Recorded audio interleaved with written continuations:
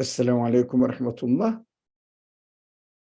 أعوذ بالله من الشيطان الرجيم. بسم الله الرحمن الرحيم. ربنا هب لنا من أزواجنا وذرياتنا قرة أعين واجعلنا للمتقين إماما. رب اجعلني مقيم الصلاة ومن ذريتي ربنا وتقبل دعاء. رب اجعل هذا البلد آمنا واجنبني وبني أن نعبد الأصنام. لا حول ولا قوة إلا بالله العلي العظيم. اللهم علمنا ما ينفعنا وانفعنا بما علمتنا وزدنا علما وارنا الحق حقا وارزقنا اتباعه وارنا الباطل باطلا وارزقنا اجتنابه. وصل اللهم على محمد وعلى آله وأصحابه وأتباعه وسلم. ربنا اغفر لنا وارحمنا وأنت خير الراحمين. آمين والحمد لله رب العالمين. آمين. We have been studying section Arab and we will continue to do so, inshallah, God willing, until we die. So until it finishes. So it is a long section of the Qur'an. And 156 verses, and most of them are long verses of the Quran. So we have to be patient in order to get the message, rather than just reading it and getting a general picture of the subject that is under discussion.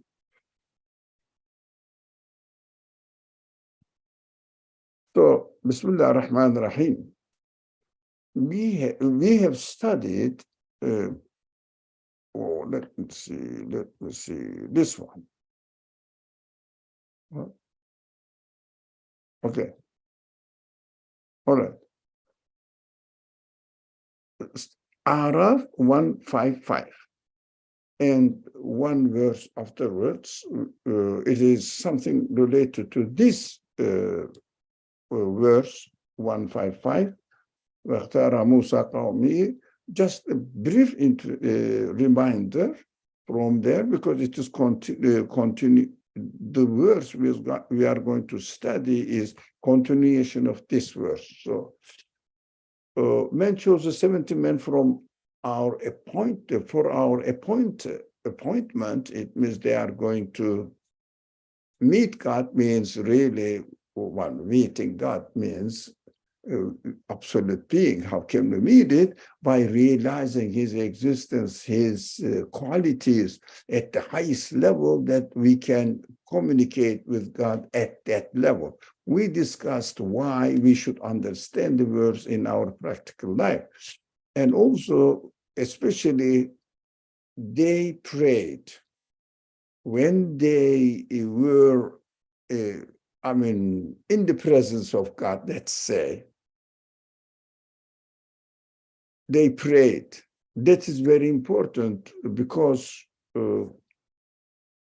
believing in God, making sure that he exists, means only we have communicated with God through our realization.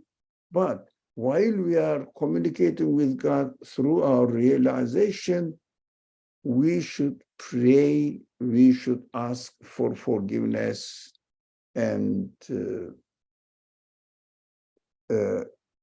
repent our wrongdoings and accept his being the Lord of all the worlds and ourselves as well.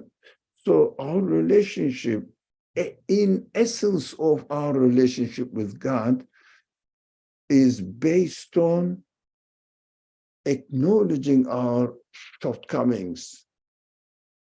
It means asking for forgiveness, because he has given us unimaginable blessings favors, and also huge capacity. We are using only maybe, at the most 1-2% of it. So we have to admit that we are created beings and we cannot really accomplish our responsibility within the capacity he has been, he is treating us. Look at the universe, it is for us. Look at human capacity, which is given to us. How much of it we are using? Plus, we may fall into negligence and definitely ask for forgiveness for it. But we discussed this intensively, this part of the verse, will you destroy us for what the fools among us did? This one. Oh, going back. Will you destroy us for what the fools among us did? We extensively studied this. Why somebody, because of somebody's mistakes, wrongdoings, transgressions, innocent people will be responsible. We extensively studied this, so I'm not going to go over it again. If somebody wonders this question and has not been in our previous two previous discussions, then they have to go and listen to the recordings on YouTube. So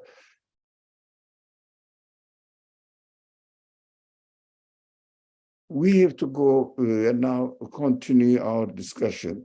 So this is the explanatory verses related to the previous verse. Beware of this discord, seduction, alluring that harms not only the wrongdoers among you. Know that God is severe in his punishment. So within the context of this verse, we discuss two main problems that bothers human beings, especially nowadays. Why are we punished? Because of others' wrongdoers? When somebody reads the Qur'an, they say, oh, it doesn't make sense. It is not my mistake, my wrongdoings. Somebody else says, why am I going to be punished for it? Of course, this is the question maybe asked by the readers of the Qur'an. The second question is very general. Almost everyone who is interested in religion, especially somehow related to Islam. Why is God severe in his punishment? Is he not merciful? So we discussed this very serious two subjects. Inshallah, if someone is interested in them, they can go and listen to the previous two sessions of our discussions. Most probably, you heard of this second question, why is God severe in his punishment? Why Qur'an's or Islam's God is angry God and mentions about his wrath. So really, God's wrath? So he created me. He is so angry with me that he is cursing on me. Which kind of God is it? Of course, this is a legitimate question. So in opposition, people say, I need a merciful God. I need a loving God. Of course, God is a loving God. The Qur'an's God is a loving God. But how about this language used in the Qur'an? This is a very, very important question. We have to know what it really means, why Qur'an uses this kind of language. So go, if you are not, if you haven't been in this class during last 2 weeks, go back to the records of it on YouTube. You will find in hamim.org or Islam from Within. So hamim.org, you have to go to English link, English language link, you will find in English, but make search on YouTube. Okay, here we are.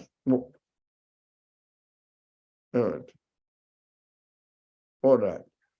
This is the new section we are going to study. Let me see who are among us now. Yep. Kathleen Aktash. Welcome, Kathleen Aktash. I was wondering you are here. Okay. Noah, thank you very much joining for us. And we can, Kate, Aktash. Kate, we can welcome Kate, inshallah. We will welcome Kate, inshallah. Thank you for joining us now. So I will repeat for Kate. If you are interested in the answer of this, especially this question, why is God severe in his punishment? Is he not merciful? You have to go, or anyone has to go to previous discussions published. The recordings of the discussions is published in YouTube, islamfromwithin.org, and I'm sure you know it. Okay, now we are here, section Arab, verse 157. Alhamdulillah, we covered a lot until 157. It's a lot, mashallah. So, الذين يتبعون الرسول النبي الأمي. Every phrase is great subject that we have to go deep discussions. Those who will follow the messenger, the unlettered, uneducated, whatever the way you translate it, ummi, we will talk about it, prophet. First of all, the word Nabi here, and Nabi translated as prophet,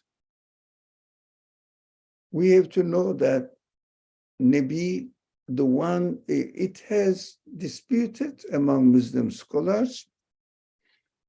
Some of them said Nabi means somebody brings news. Naba means news, brings news. But Naba is different from those who speak Arabic. Khabar. Khabar is daily news, that what happened here and there. It is a journalistic language, khabar. But nebe is something that we are not, the human beings are not aware of at all, and it is essential for human beings to know. That is why when we say messenger, doesn't mean that this messenger brings a news that I don't know. For example, what happened in Japan now? This is not neba, it is khabar.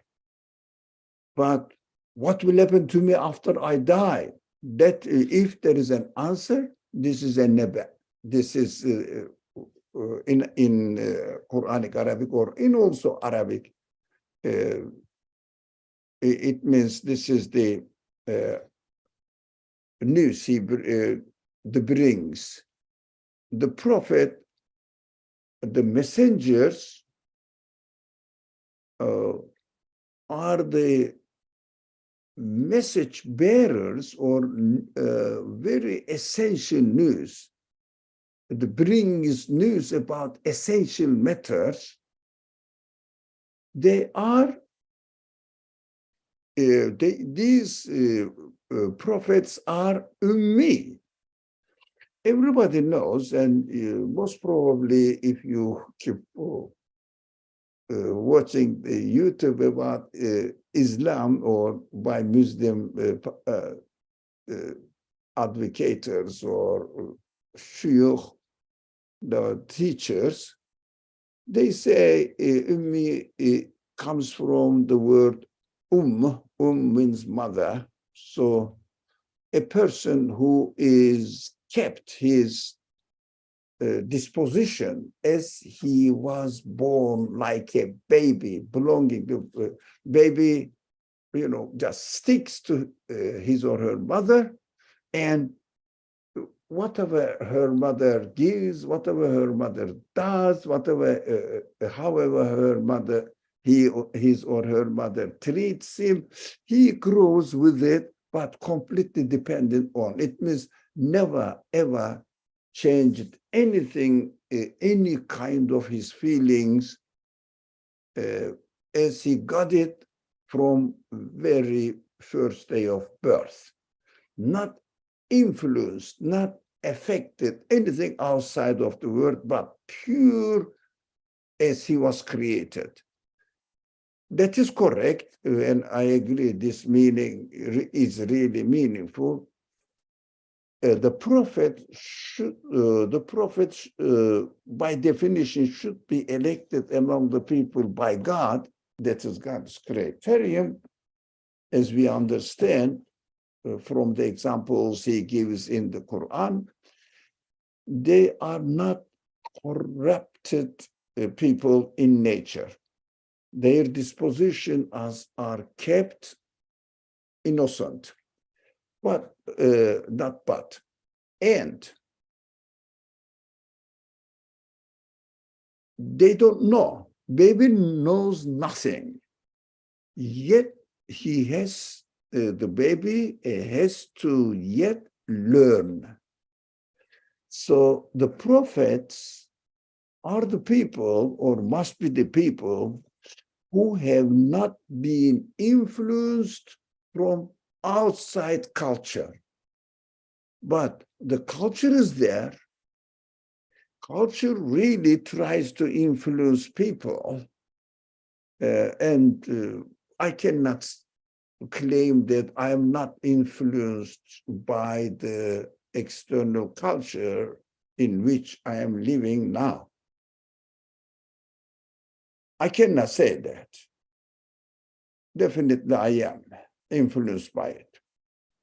But if someone is so innocent, which I am not, I admit, so innocent, so that they were not happy with what is going on in this world and which kind of ideologies are really overwhelming the minds of the people, they are always watchful and say, no, it doesn't work for me. They keep their primordial nature as they were created, but they are ummi, unlettered, uneducated, uninfluenced, maybe is the best word, uninfluenced by the other cultures. This is essential. We cannot say that the prophet has learned something and accordingly teaching us. Got educated. He's a very sage, knowledgeable man. That is why throughout his life experiences, he has learned a lot, and now he is guiding us. This is not a prophet. This is called maybe philosopher, maybe scholar, maybe a sage. You can call it maybe a monk. You can call it in any way, but not the prophet. Prophet means never is influenced by the outside culture, but he kept his human nature intact and kept asking questions and not having any answer. That is important, asking questions and not having any answer. That is the necessary conditions of being, the possibility of being appointed as a prophet by God. Of course, we don't know who is influenced. We don't know who is not influenced by the outside culture, and kept his innocent primordial nature. We don't know, but the one who created everything and knows every piece of my DNA, the one who created this piece in my DNA, the Lord of the universe, by definition, must know it. So he appoints it, whoever deserves this status. Now, we understood that Nabi means this, and yeah, we are asked to follow these people, not those people who learned from the previous generations and influenced by the time, their own time, culture. They are restricted. How good intention they have is not enough to have the right answer to pure human nature. They cannot really satisfy, and also they don't know the deep meaning of creation and intention of the creator of the world, why he created it, how he created it. We are just face to face with a created world here. We just come to this world. We see, look, this world is here, ready for me. How did he come? How is it coming? No idea. And why does it exist? No idea. Why do I have these questions, these abilities which ask questions?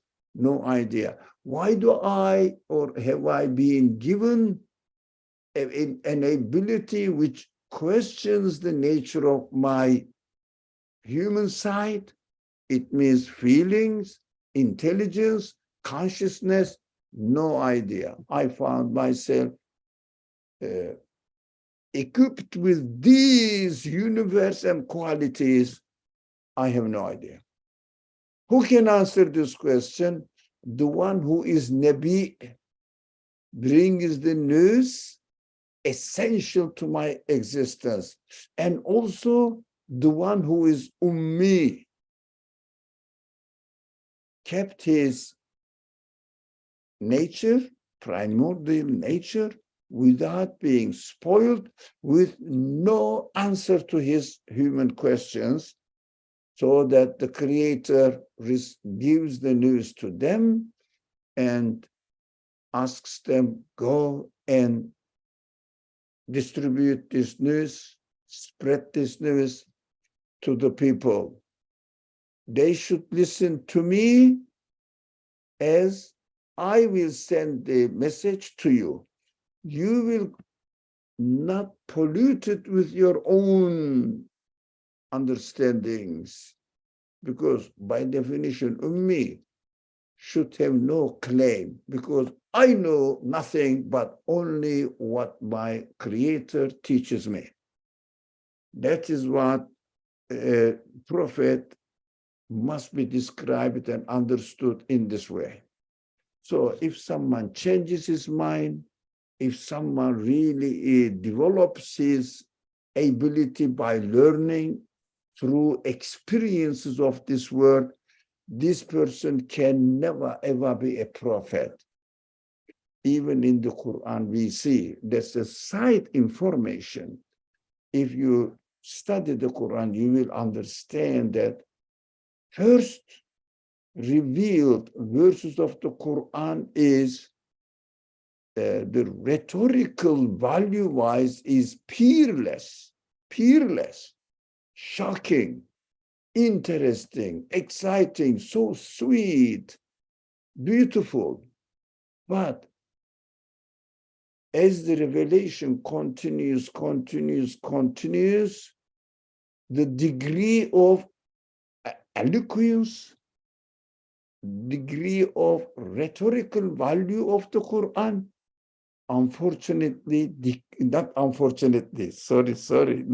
surprisingly, I confused the language.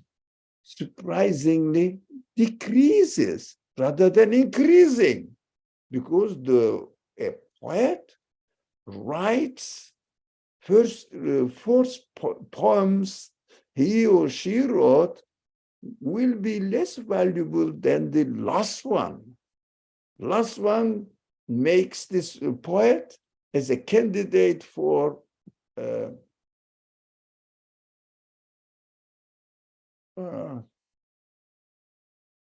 what is the first reward? Oh, come on, the word doesn't come. Nobel Prize? Nobel. Thank you very much. Nobel Prize. Not the first writings, last writings. Improves. In the case of the Quran, decreases. Why? Now, the first verses, of course, it is arranged by God. First verses must be so amazing, so shocking in quality, somehow in its outward appearance as well as inside the meaning that they include, which is very difficult to read and understand and analyze the deep meaning of the first revealed verses of the Quran. But balagha, this rhetorical quality is also, it means bewitching, or if it is the right word. And I mean, what is the best word for it? Shocking and amazing, and whatever the best word to use. Really, really. So everybody was in the environment surprised that a person who's called Muhammad was not known as a poem at all, and he's an honest man, known as honest man, trustful man, and speaks nicely to people, communicates with the people as a very innocent person, sincere person, and it's an ordinary speaking man. No high value, literary value. But suddenly he comes up with an, how do you say, peerless speech of poem. Impossible this man can say this. It doesn't mean anything inside the meaning, attracting the people's attention. Look, this man is not speaking from himself. It is impossible. He has not been educated. He has not been really a distinguished poet. That is important. But afterwards, Quran emphasizes on the content of it. Now, if you are attracted by the rhetorical value of the Quran, the point wasn't the rhetorical value of the Quran, literature value of the Quran. Point was the message it includes in it. So it is just the dressing up. It is just a way to present it in a beautiful covering, packaging, beautiful. But inside, this beautiful, beautifully packed present. What do? We open the package and almost throw it away, but look what is inside. Look for what is inside. That is how the Quran must be evaluated. The message is important. Yes, literature quality is peerless in the Quran. No one can unimitable or inimitable, whatever the word is correct. So please excuse my language. I'm trying my best, but when I read, I understand. Well, I cannot use it in my practical language. So please bear with my language. So inimitable. Yes, but so it is inimitable. Shall I believe in it? Yeah, it is very surprising. A man is saying this. Okay, but the message is important. What is in the beautiful packaging is important. Decorations is important. What is in the beautiful decorated packaging is important. That is why, according to the value of what it includes, of course, the package shouldn't be very simple. So package also must be beautiful, but package is not the purpose. What is inside is the purpose. Also, when we study the Quran, we may spend not only years, decades to understand and value the literature quality of the Quran.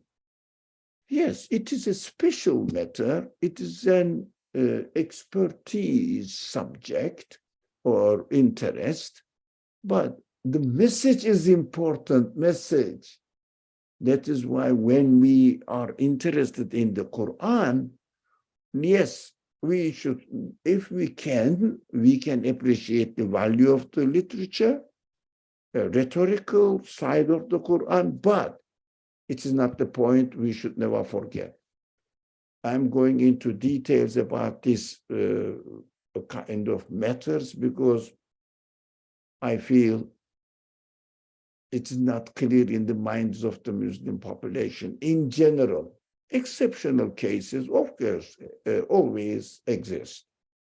So we studied unliteral prophet, we studied what prophet means, etc. Come here.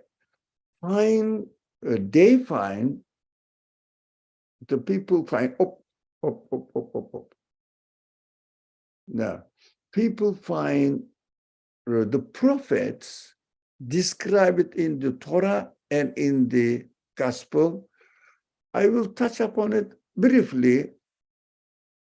Most of the scholars, exegetes, interpreters of the Quran say, of course, there are traces of the last messenger. The news, good news of the last messenger is going to come. Eventually, are given hints in Torah and in the Gospel. Yes, those people who are expert on it, they brought a lot of evidence out of Torah, especially one or two verses from the New Testament Gospel. Of course, they say, I'm going so that the Sultan of the world or a king of the world should come. Of course, they understood, they wondered what is Jesus talking about. Alhamdulillah, thank God, this news of Jesus was kept in the New Testament, because the New Testament misses out a lot of Jesus' teaching. The available canonical Gospels only narrate life story, biography of Jesus, but narrate some quotations from his sayings. Unfortunately, that is a very, very misfortune for gospel students. but there are other ways of learning it. Experts know it. Okay. The Prophet who will command them to do what is obviously right. Why?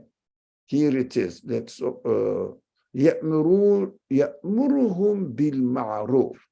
Obviously right. Ma'ruf. The word ma'ruf is translated as obviously right. Ma'ruf means something in Arabic in the urf. Urf means really custom. What is in custom known? But we will discuss about it, ma'ruf. It is translated as obviously right, but in the present day, the custom of the present day civilization, ma'ruf is corrupt. Why? It is not our subject, but lots of things are corrupt. And they are described as or announced as legitimate. 50 years ago, these gender problems nowadays very fashion comes and goes. So this fashion, nowadays fashion, people want something new so very frequently now and then go into these gender problems was described by the authorities of psychology as an abnormality. Now it is normal. Marijuana was prohibited just very recently, until recently. Now it is normalized, legalized. So it became the norm of the society. So ma'ruf is what is urf, what is the custom, according to not the value of the society, according to human nature. So we will understand this. The Prophet who commands, not will is wrong here. I cannot change it. To say will is wrong. No, let me do that. It is very important here. I just copy paste it. It's not will.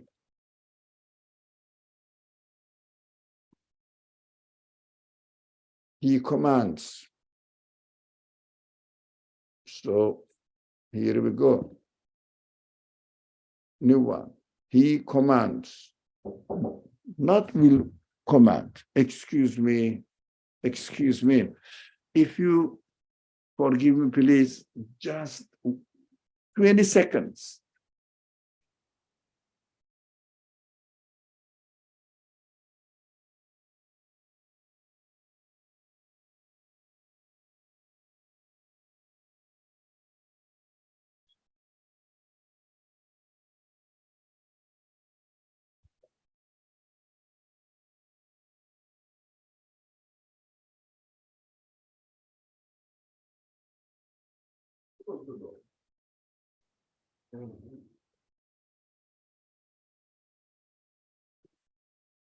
So, sorry for the interruption.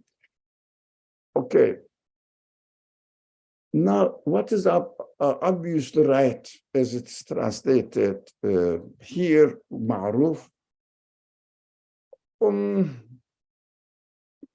But you may hear a lot of things about it, which I heard also, but I'm not very comfortable about it. Generally accepted meaning, ma'ruf, known in the society.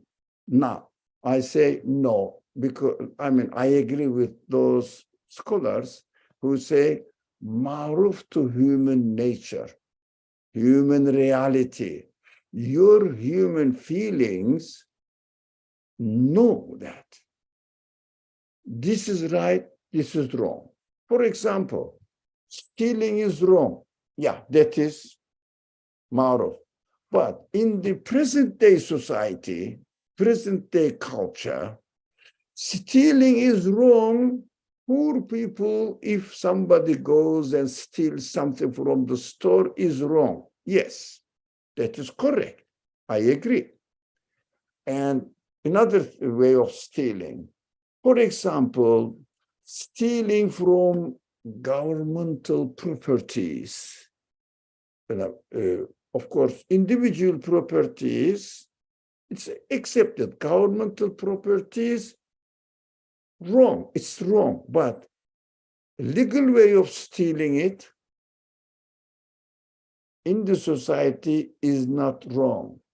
But human nature knows that I am stealing public property, not paying the tax that I should, for example. Or because it is not individually observed, you can go away, go do it.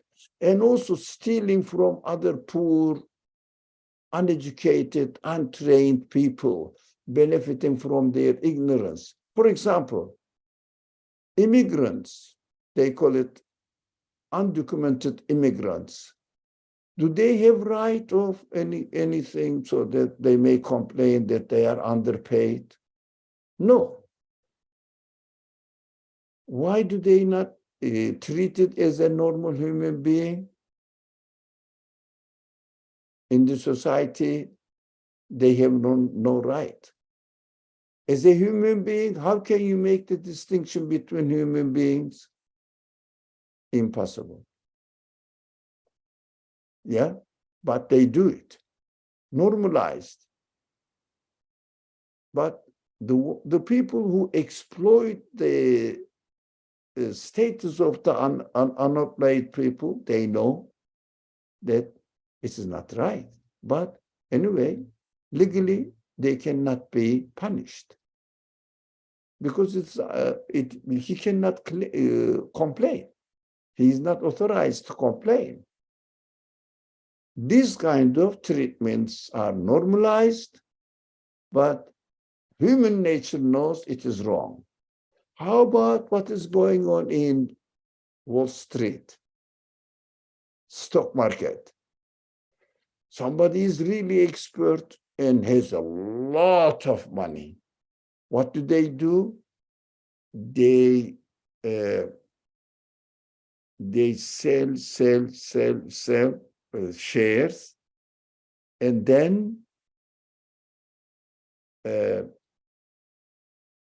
they play with the price, and innocent people are fallen into trap, and then they get them back from a low price. They buy them because by selling a lot, they are, what are they doing? The supplies are a lot, and the value of the price drops. Yes. So if something is rare, it is more expensive. So, and then they buy it back. They start selling from very high price and buying them from very low price. This is what I'm not expert on it at all. I have no idea. What I thought that this is the trick they play here. Market movers, it's called, I didn't know. So this is legalized because it's a free market, man. It's a free market. I'm buying and selling. Yeah, it is legitimate, legal. But they know they are really playing with people's ignorance about the subject, about the matter. That is why we should not understand ma'ruf as it is the custom of the present day society. According to human nature, it is realizable, understandable. Is this word okay now? Shall we pass on to the next word? Sorry? Ma'ruf is related to Umi not being influenced by others. Now, of course, but that I mean, the prophets bring the news now. Now, we are studying the nature of the news now. Nature of the news is commanding me, guiding me, teaching me to follow ma'ruf, obviously right one. Now, that was the previous subject. So that the one who brings this news to me is innocent or unspoiled nature.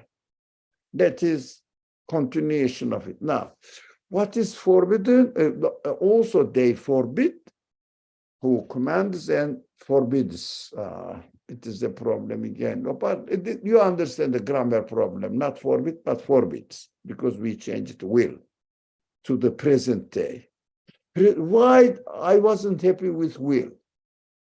The prophets speak to me and a guide for me, not in the future, now, because we are reading the Quran in order to benefit what my Creator is telling me right now. There is no will in the Quran as far as I'm concerned now in my practical life. In the hereafter, yes, but I have to experience the hereafter within the limited conditions of this world. Still, I can read it.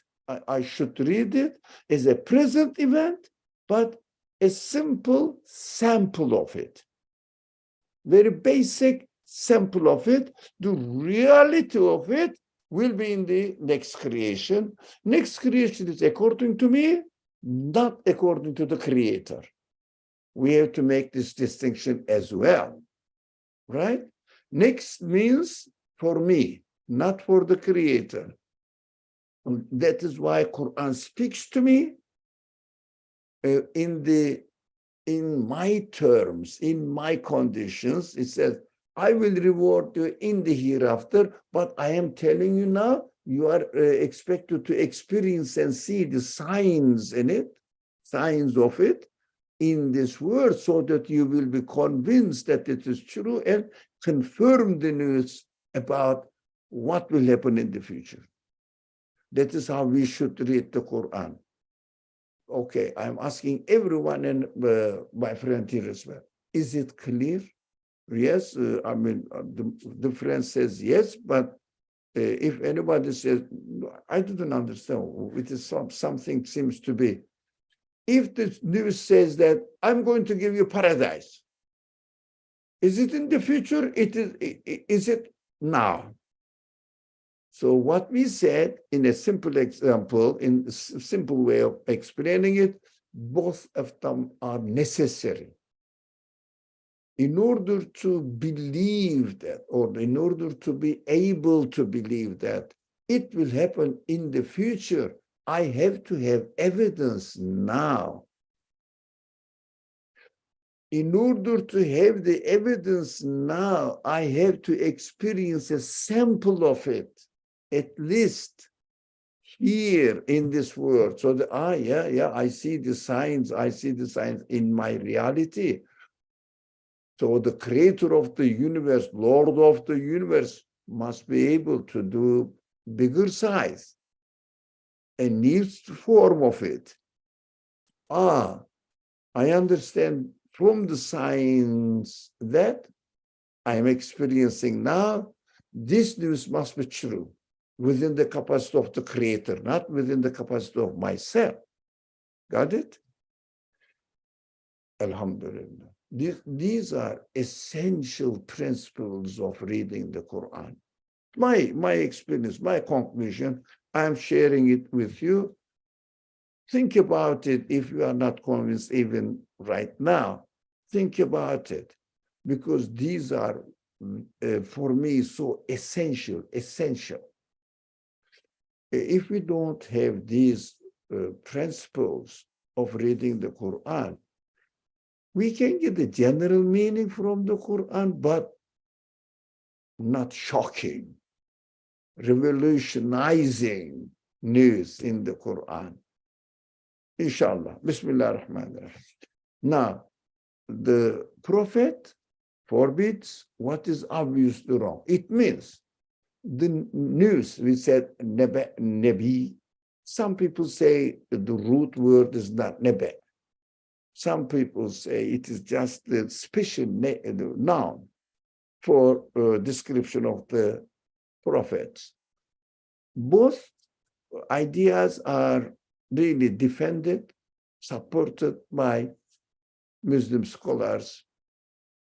No unanimous understanding. But I don't know which one is majority. I see here and there both sides. So, okay, we can take two sides together and understand it in both meanings. Now, this news that the prophet brings to me should never contradict my nature.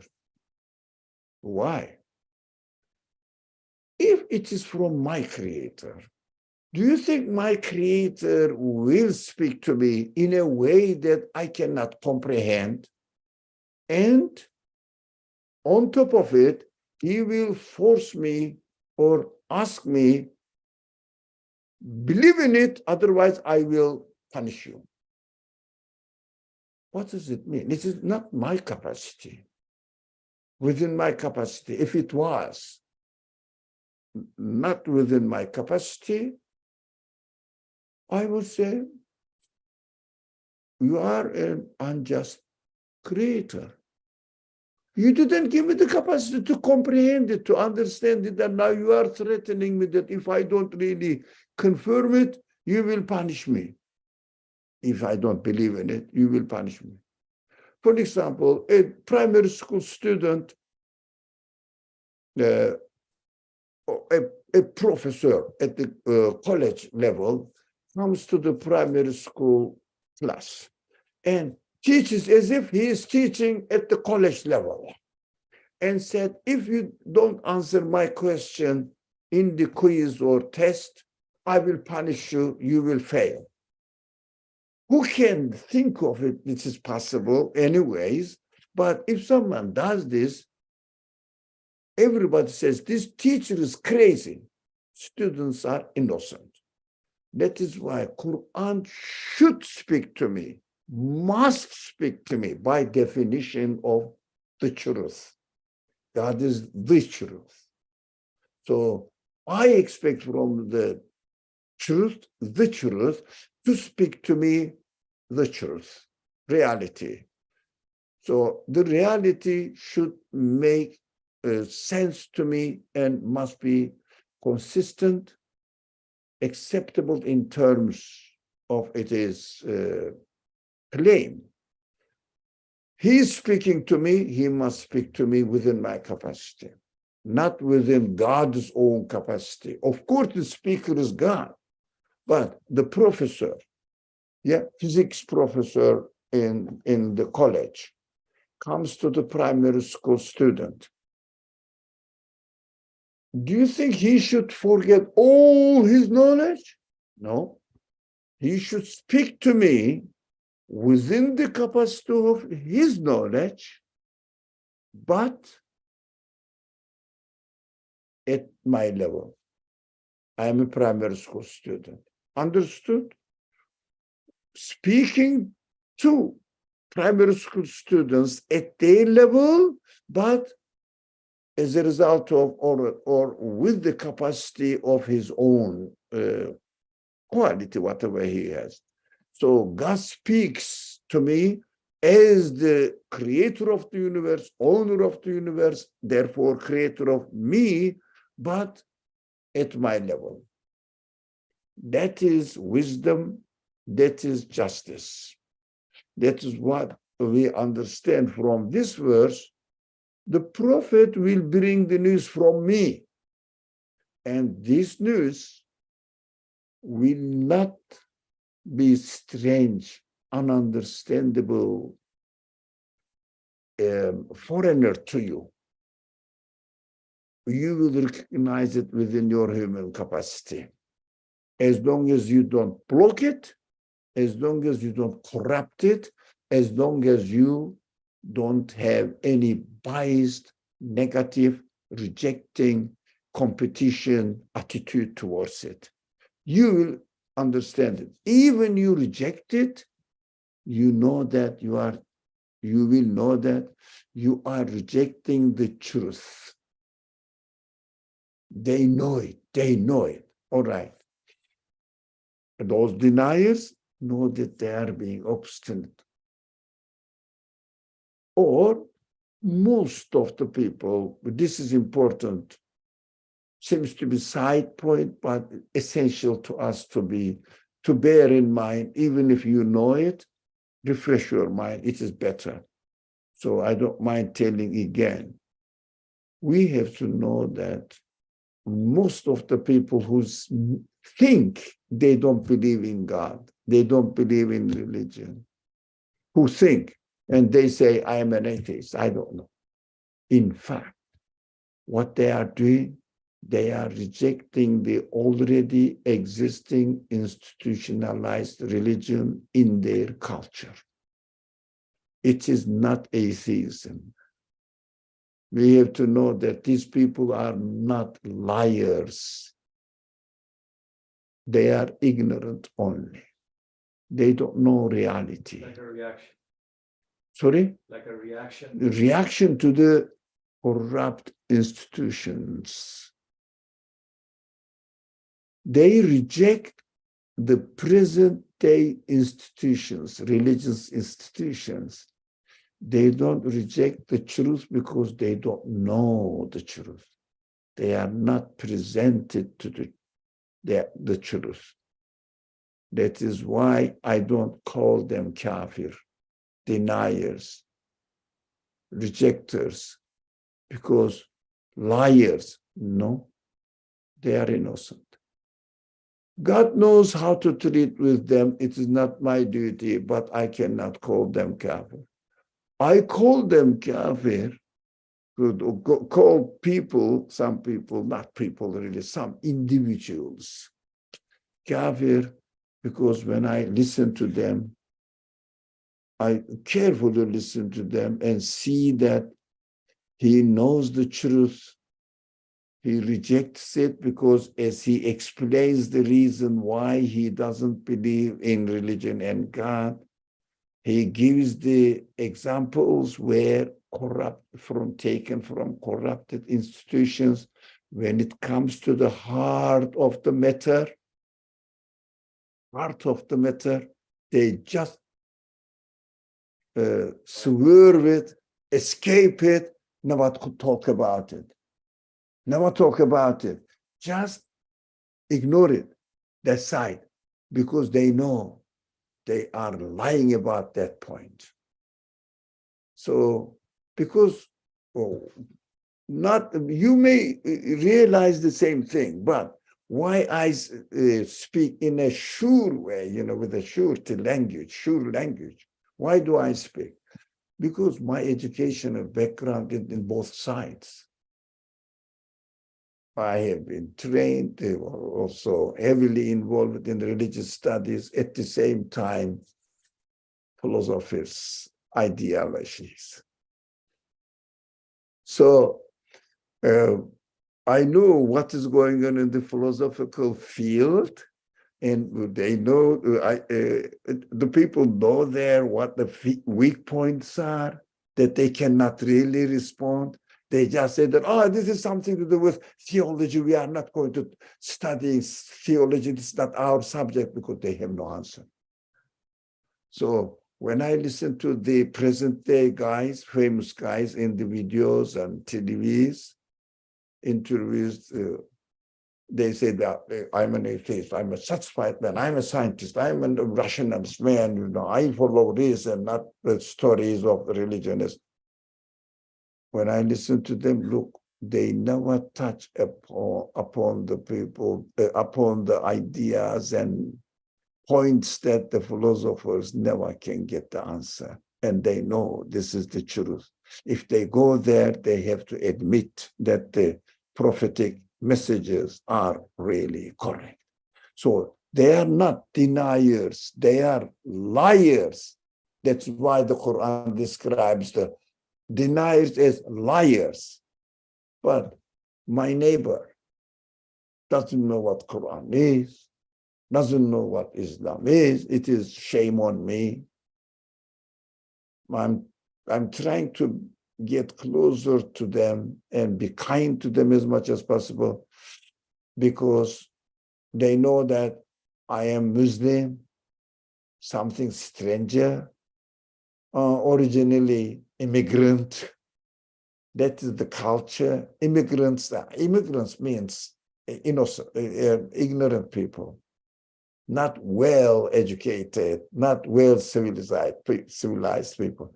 So the more I get closer, this is a bit disappointing for me, the more they escape from me, as if I'm going to speak to them stupid way, in a stupid.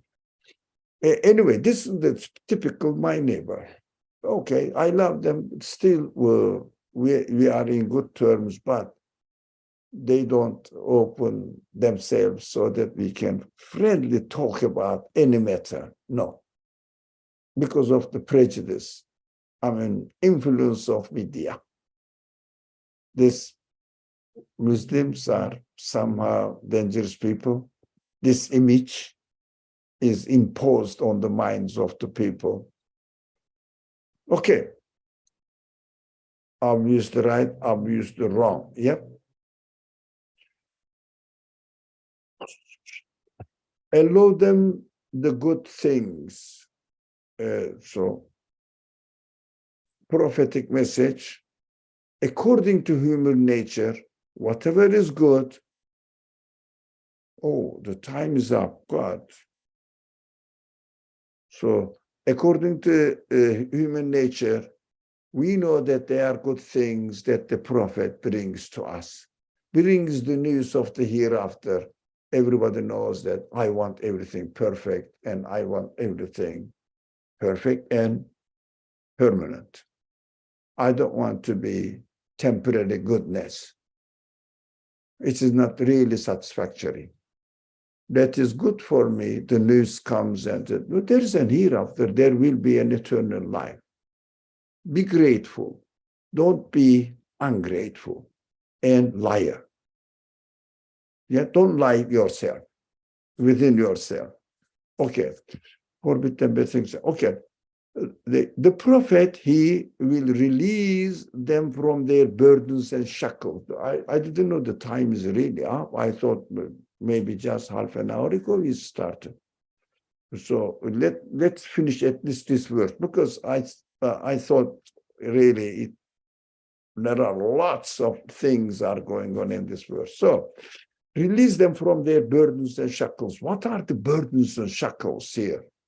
يحرمون.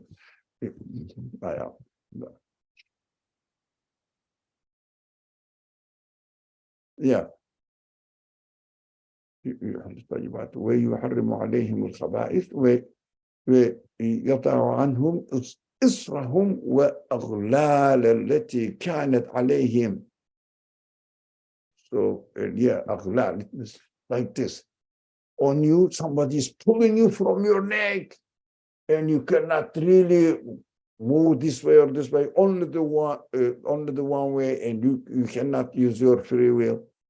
Yeah, burdens and shackles, you cannot. For example, they put the shackle on your hand, you cannot really open it, so you cannot run away. So that is shackles translated, quite appropriate. And burden also, this word is here, that heavy burden, actually.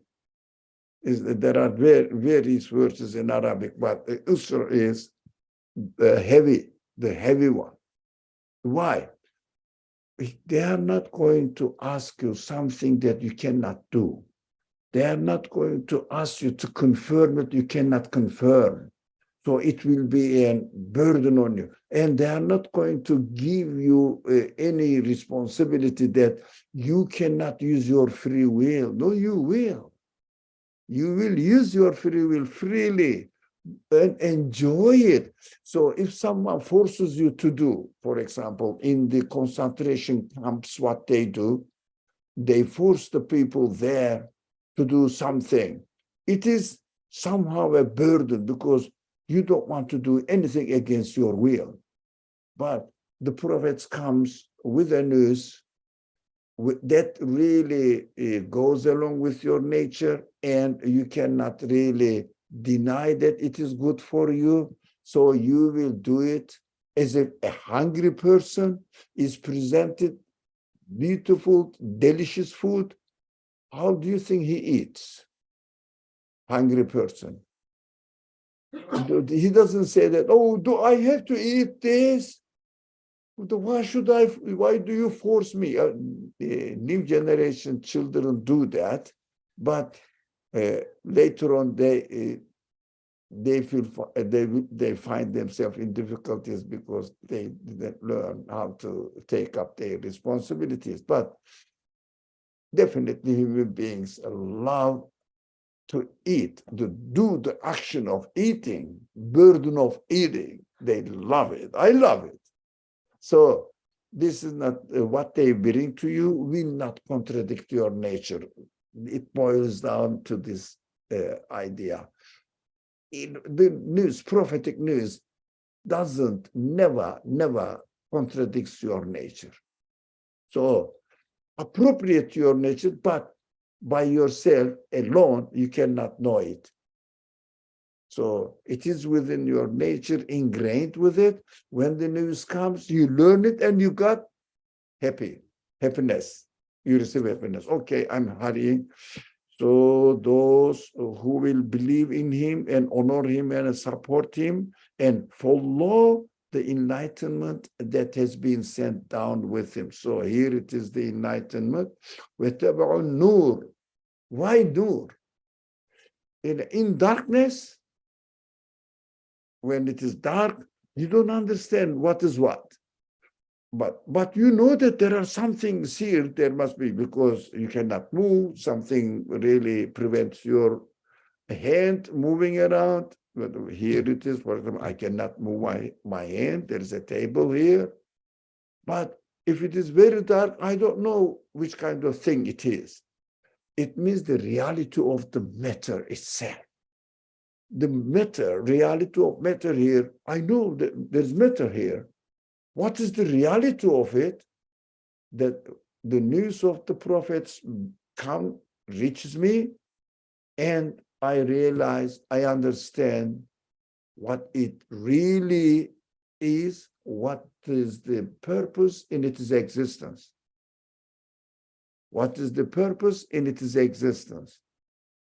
Now, that is why enlightenment, nur, he comes with the nur. Of course, the nur, name nur, the word nur, is what the prophet brings the news, and also at the same time, the Qur'an uses the word nur for the Qur'an. It means message itself. So what prophet brings to you? The message, the nur. So he is just reflecting the nur to us. Now, it is an analogy now. God creates the sun to emit light. So the moon at night reflects the light to me, which he received from, or that it receives from. I said in Arabic, it is called he. So it reflects the light from the sun. Example, don't say this man likened God to the sun or sun worshiper or something. It is just an allegory. So, just a way of giving an example. Yeah, a figure of speech, understand that. So, God reflects the message to the prophet, and prophet, like the moon, reflects the message to us. When the nature is the light again, light. So if you follow him, you will succeed. It means muflih. Muflih is doing something, let's say, working for a month. And at the end of the month, you got your salary, which is the reward for 1 month work. Now, that moment is your muflih, falah. So you receive the falah. Now, I worked there as if there is nothing. But at the end, everything is here. So when we follow the message, the more, in the hereafter, falah. Here also, slowly, we know that definitely the end of the month will come, and inshallah, we will be paid. I'm sure previous payments are guaranteed. Yep. That is how we should understand this beautiful, very concentrated meaning of the Quran. Jazakumullah khair. Wassalamu alaikum wa rahmatullah. Unfortunately, we won't be able to have this class for a month until the end of June.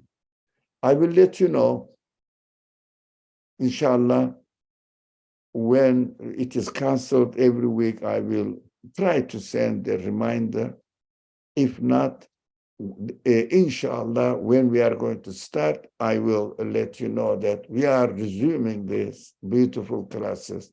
I will be very sorry to miss this opportunity to discuss beautiful meanings, deep meanings of the Quran as related to our present day. We are not studying the Quran from every aspect. No, only from one aspect. How can I relate the Quran to my present day life, present day living? How can I really practice it? This is the main purpose of this discussion, this class. And while we are studying the Quran from this perspective, we heavily emphasize on the principles of reading the Quran in order to benefit from it.